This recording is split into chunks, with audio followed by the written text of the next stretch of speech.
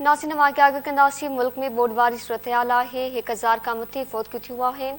वफ़ाक़ी वज़ीर मरियम मुनक़्क़िब जो चवणु आहे त बलूचिस्तान में तबाही आई आहे। 400 सैकड़ो खां मथे मींहुं वसियो आहे। बरसातनि सबबि अधु सिंध ॿुॾी वई, माण्हू बेघर थी विया आहिनि।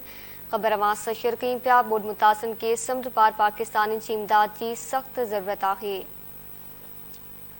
मरियम मुनक़्क़िब जो चवणु आहे त मुल्क में बोडवारी सूरत-हाल आहे। 1000 खां मथे फ़ौतगियूं थियूं आहिनि। बलूचिस्तान में तबाही आई आहे। 400 सैकड़ो खां मथे मींहुं वसियो आहे।